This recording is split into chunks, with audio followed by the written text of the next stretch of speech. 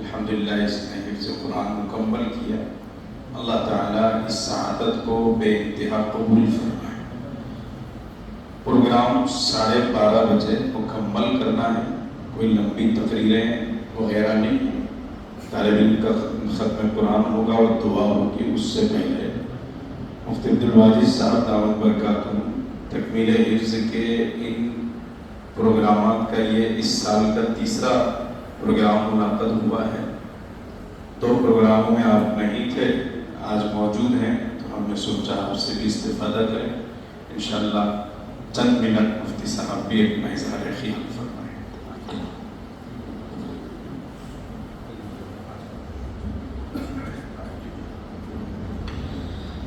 بسم اللہ والحمدللہ والصلاة والسلام علی رسول اللہ. اعوذ باللہ من الشیطان الرجیم. بسم اللہ الرحمن الرحیم.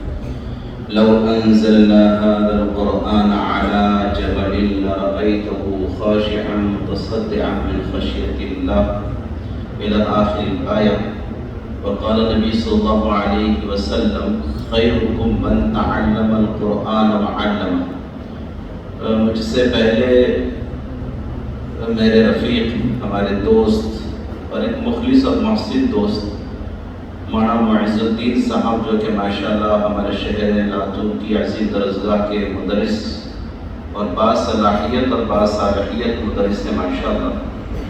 تو حضرت جب کرسی پر بیٹھے تو حضرت نے یوں کہا کہ میں اپنے استاذ محترم کے حکم پر یہاں بیٹھا ہوں. اور اس ناچز کے تعلق سے تو مشہور ہے کہ الٹا آدمی ہوں، کوئی بولنا آتا ہی نہیں ہے.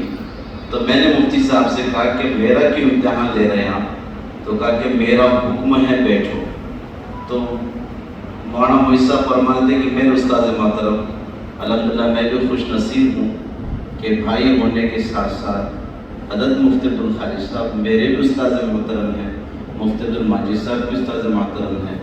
تو مفتی صاحب کے حکم پر ہم بھی یہاں بیٹھے ہیں.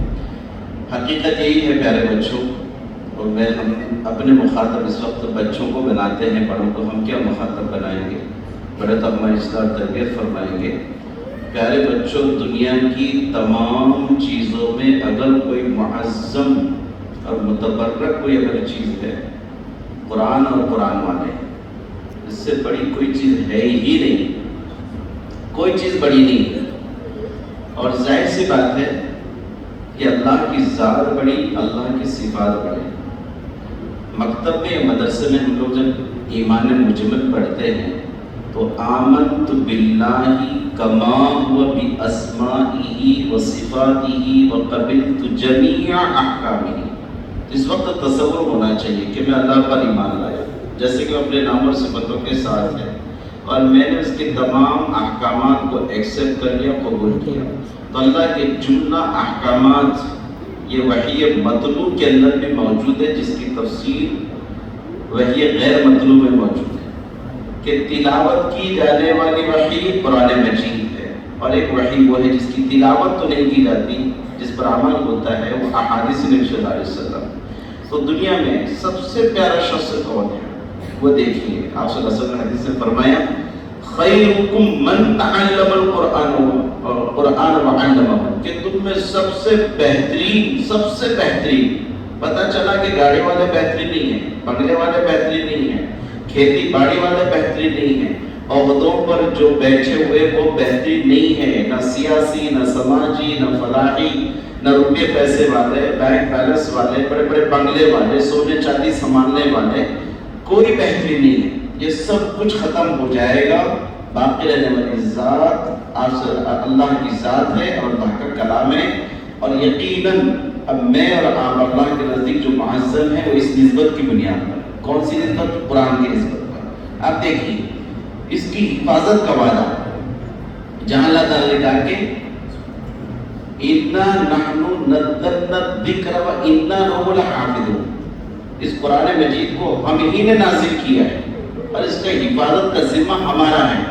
تو تھوڑا سا غور کیجیے. آپ دنیا والے امام صاحب کو برباد کرنے کی کوشش کریں تو ظاہر سی بات امام کے سینے میں قرآن ہے، تو اس کی حفاظت کا وعدہ کس کے پاس؟ اللہ.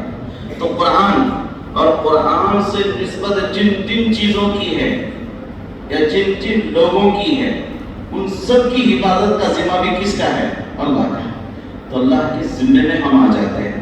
اس کے لیے کبھی بچے ہمارے حفظ کی تکمیل کے بعد سوچتے کہ میری ایج بڑی ہو گئی ہے، اب میں اس سے زیادہ پڑھ نہیں سکتا ہوں، تو اس کی مثالیں مولانا حمید صاحب نے بیان کی، پیش کی کہ دنیاوی سلطنت اور حکومت ملنے کے بعد 3 سال میں ہی اورنگزیب رحمۃ اللہ علیہ نے قرآن مجید کی تکمیل کا حصہ حاصل کر لیا، اور وہیں پر بتایا حضرت بھی ذوالفقار صاحب کی کتاب کے مطالعہ فرما رہے ہیں تو وہاں ملا ہے کہ امریکہ جہاں کے بالکل ماحول بھی نہیں ہے، وہاں کا معاشرہ بھی نہیں ہے اور وہاں کی فضا بھی نہیں ہے، تو ایسے ماحول میں 99 ایئرس کا 99 سال کا بوڑھا تکمیل حفظ کو کر سکتا ہے، حاصل کر سکتا ہے، حافظ قرآن بن سکتا ہے، تو کیا ہم نہیں بن سکتے؟ اس کے لیے ہمارے وہ طلبا حفظ کی تکمیل کے بعد یہ سوچتے ہیں میری ایج اب بڑی ہو چکی، میں کچھ نہیں کروں گا، کسی مدرسے کا یا کسی مکتب کا مدرس بن جاؤں گا یا کسی جگہ پر امامت کروں گا، یہ چھوٹی سوچ کے ساتھ ہم ہرگز نہ چلیں۔ سب بچے ارادہ کریں انشاءاللہ ہم جتنے آئے ہیں بشاشت کے ساتھ انشاءاللہ حفظ کو مکمل کریں گے انشاءاللہ، قرآن کو پڑھیں گے، اور الحمدللہ ثم الحمدللہ ہم کہیں گے ہمارا یہ ادارہ مدرسہ شیخ العلوم بڑا پیارا ہے، بڑا نرالا ہے اور بہت مست ہے۔ ابھی بھی اگر ہمیں موقع دے دیا جائے کسی درسگاہ میں بیٹھ کے پڑھنے کا تو روزانہ 2 گھنٹے پڑھنے کی ہماری بھی خواہش ہے۔ نعمتوں کی قدر کیجیے، ہر قسم کی سہولیات ہے الحمدللہ۔ فجر کی نماز کے پہلے سے لے کر بستر پر جانے تک الحمدللہ ہم کھل کر کے گواہی دے سکتے ہیں شہادت زور حرام ہے، جھوٹی گواہی دینا۔ بہت اچھے مدرسین، بہت اچھا نظام، سب سے پیاری چیز تربیت اور سلیقہ۔ یا جتنا بھی یہ مجمع بیٹھا ہے، اب بچوں سے تو مخاطب تھے ہی، لیکن یہ جو افراد بیٹھے ہیں یقین مانیے آپ پیرنٹس ایسی جگہ کے تعلق سے مطمئن بھی رہیں، اور دوسری بات آدمی کو چاہیے کہ اس کی گواہی سب کے سامنے دیں۔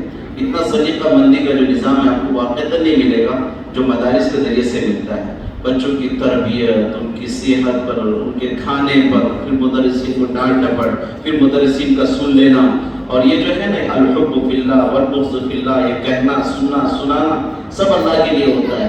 تو آپ خوش نصیب ہیں یہ پیرنٹس بھی کہ جن کے بچے یہاں پڑھ رہے ہیں، اور جن پیرنٹس نے اپنے بچوں کو بھی یہاں داخلہ نہیں کرایا ہے وہ کوشش کریں۔ ایک گاؤں کا بچہ آتا ہے، جیسے آپ کہاں کے ہو بیٹا؟ نلے گاؤں کا بچہ ہے، تو ظاہر سی بات ہے نلے گاؤں میں آپ کی کتنے رشتہ دار ہوں گے، تو آپ کو چاہیے نا کہ ہمارے بچے کو جو مٹھائی ملی ہے وہ مٹھائی اوروں کو بھی مل جائے۔ اللہ تعالیٰ مجھے اور آپ کو صدیق عمل کی توفیق عطا فرمائے، اور اس طرح سے جتنے مدارس ہندوستان میں چل رہے ہیں اللہ تعالیٰ تمام مدارس کی، مساجد کی، علماء کی، ائمہ کی، حفاظ کی، مفتیان کرام کے اللہ سب کی حفاظت فرمائے، اور جو مساجد کی اور قرآن کی انہیں حفاظتوں میں لگے ہوئے ہیں اللہ تعالیٰ ان کے جملہ جائز مقاصد کو اپنے خزانے خاص سے پورا فرمائے۔ جزاک اللہ خیر، والسلام علیکم ورحمۃ اللہ وما علینا۔